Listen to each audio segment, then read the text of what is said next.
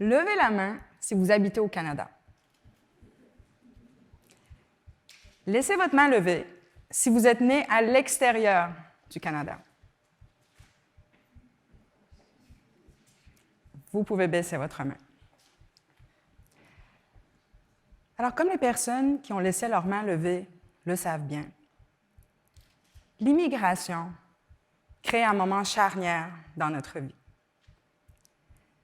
Il y a l'avant et l'après. L'avant nous sert à comprendre qui on est, nos racines et pourquoi on est parti. Et l'après nous amène à réfléchir sur notre relation avec notre nouvelle terre d'accueil. Alors voilà, pour moi, l'avant, c'est l'Iran. On est en 1980, à Téhéran, une immense capitale de plus de 4 millions d'habitants, bordée au nord de montagnes colossales que je vois parfaitement des fenêtres de ma maison. Il y a toujours ces odeurs de pain qu'on fait cuire dans des fours sous terre devant vous, du bon pain frais et chaud. J'ai 6 ans, je suis dans ma maison à Téhéran, une journée chaude, comme il peut faire chaud en Iran. Mes parents sont devant la fenêtre et moi je suis assise sur leur lit et je joue avec mes jouets. Je vois soudainement mes parents qui commencent à s'agiter. Ils viennent d'apercevoir une jeune fille, probablement une opposante au régime, prise en filature par un gardien de la Révolution. Elle essaie de s'enfuir dans une ruelle sans trop d'issue.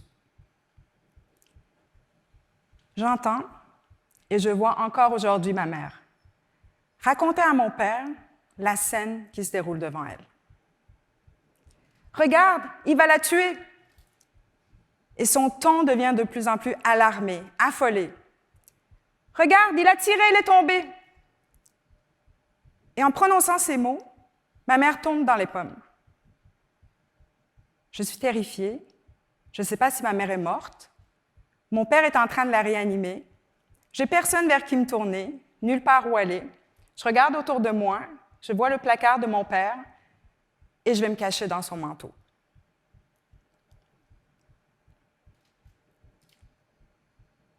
Après un temps qui m'a paru comme une éternité, mes parents sont finalement venus me trouver.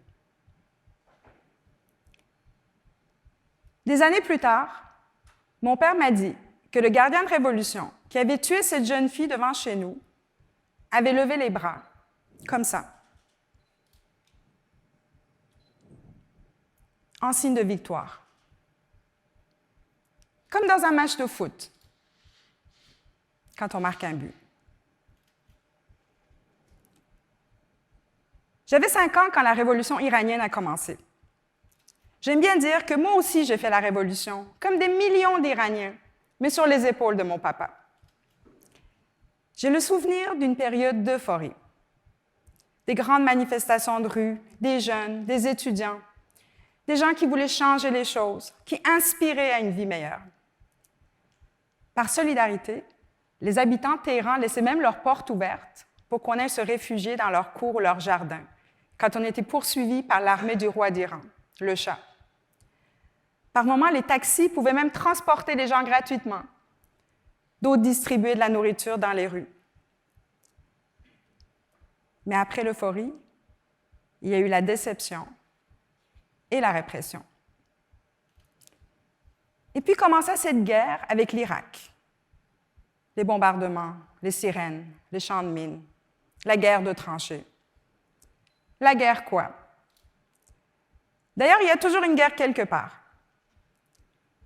Cette guerre dont on ne se rappelle même plus ni pourquoi, ni comment elle avait commencé, mais qui a fait plus de 800 000 morts.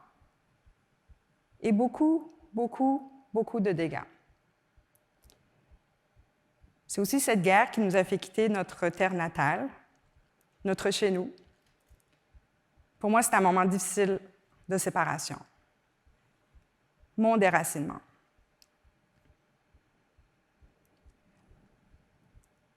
Quand on est arrivé en France, je ne parlais pas un mot du français. On a commencé à se pratiquer en faisant des phrases simples et courtes. Bonjour, je m'appelle Sherazade, j'ai 11 ans et j'habite à Poitiers. Évidemment, si vous connaissez l'humour persan, vous savez que tout cet exercice a très vite tourné en taquinerie. Il faut dire que tout le monde dans ma famille parlait un peu le français. Mes parents avaient vécu à Paris quand ils étaient jeunes, et mon frère avait étudié le français en Iran avant la Révolution. D'ailleurs, c'est mon frère qui me taquinait. Il m'imitait, il se moquait de moi, en train de mal répondre aux questions. Quel âge as-tu? Je m'appelle Sherazade. Quel est ton nom? J'ai 11 ans. Je suis arrivée à l'école en plein milieu de l'année scolaire et j'ai tout de suite embarqué dans le train. Mon objectif était de tout apprendre par cœur. D'ailleurs, j'étais très bonne pour réciter de la poésie française dont je comprenais plus ou moins le sens. Ma prof de français de l'époque avait dit à mes parents, et ça, je n'oublierai jamais, « Si j'ai une médaille à donner à quelqu'un, je la donnerai à votre fille. » Pour sa persévérance. Avec le recul, aujourd'hui, je réalise comme tout ça a été stressant, angoissant. Cette adaptation rapide à une nouvelle terre d'accueil. D'ailleurs, cette angoisse, vous savez, elle nous poursuit très longtemps après. Moi, je la ressens encore aujourd'hui. Mon intuition d'enfant m'a amenée à vouloir très vite tourner la page et me fondre dans la masse. D'ailleurs, c'est à cette époque que j'ai commencé aussi à me dissocier des aspects de mes origines. Je n'aimais pas parler le persan en public. J'avais l'impression d'attirer tous les regards sur moi. Ces regards dans lesquels je percevais de la curiosité, mais aussi, souvent, du jugement. Je voulais aussi parler avec le même accent que mon groupe, ma nouvelle tribu. J'ai clairement cherché à me dissocier de mon pays d'origine, l'Iran, un pays qu'on qualifiait de terroriste, d'intégriste. On peut dire que je me suis adaptée en niant une partie de qui j'étais et d'où je venais. Et d'ailleurs, c'est l'un des regrets de ma vie. Je n'ai pas pu préserver ma langue natale, le persan, comme je l'aurais souhaité, même si je me débrouille bien.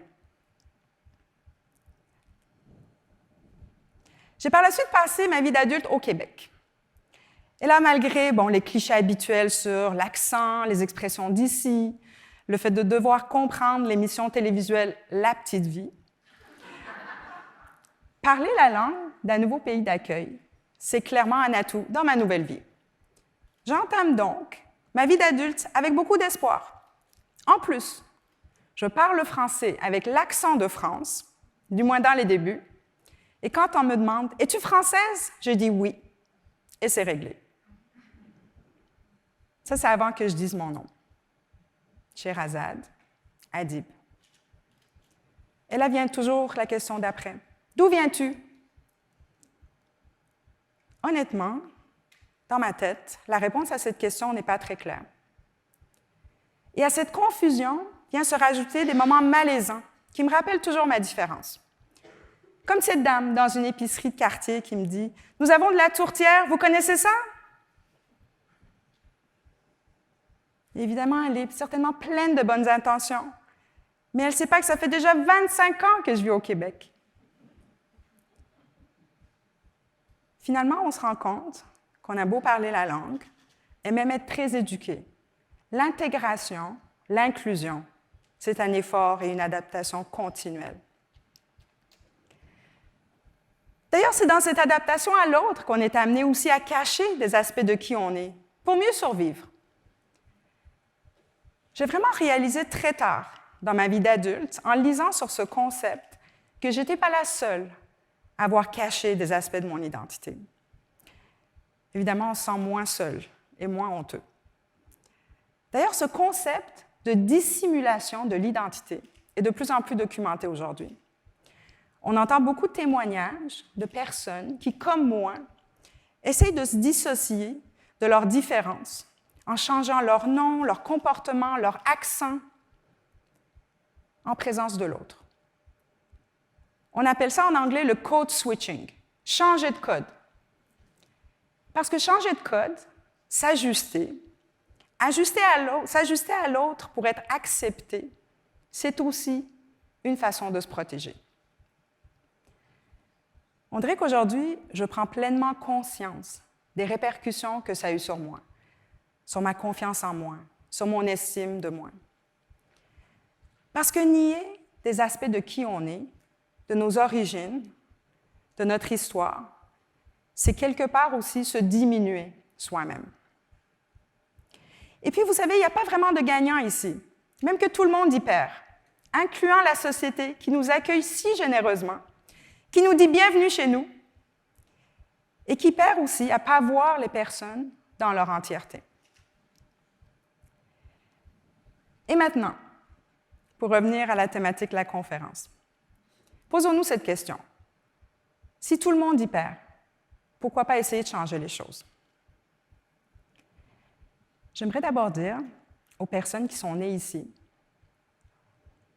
que vous n'avez pas besoin d'avoir quitté votre pays natal pour vous sentir étranger, que vous pouvez le sentir à travers toutes sortes de différences, que vous soyez un homme qui vit dans le corps d'une femme, issu de la deuxième génération d'immigration, timide, neuroatypique, et j'en passe. Si c'est votre cas, vous êtes peut-être même reconnu dans mon histoire. J'aimerais vous dire que pour moi, l'inclusion, c'est une danse à deux. Ne jugez pas l'autre. Mettez-vous à sa place. Parce que l'harmonie ne peut être créée que lorsqu'un véritable échange est engagé. Et cet échange implique aussi de reconnaître ce que l'autre peut nous amener de par ses différentes expériences. Donc, voir l'autre, reconnaître sa valeur, ses efforts, lui faire une vraie place et l'accepter. J'aimerais ensuite dire aux personnes qui ne sont pas nées ici que peu importe la raison de votre départ, que ce soit la guerre, le climat, la recherche d'une vie meilleure, notre véritable chez-soi, c'est aussi notre territoire intérieur. Ne l'abandonnez pas derrière vous. Votre histoire est importante et mérite d'être écoutée. Elle mérite d'être racontée. Peu importe votre accent. Votre parcours, vos multiples enracinements sont une source de richesse qui mérite d'être exploitée.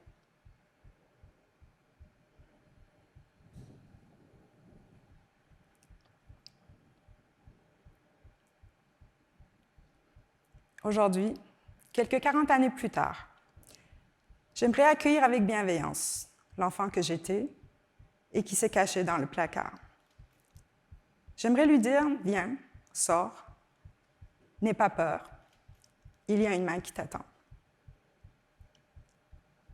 J'aimerais aussi croire que nous tous ici, qu'on soit nés ici ou pas, sommes à la fois capables d'accueillir notre enfant intérieur et de trouver le courage de tendre la main vers celui des autres. Merci.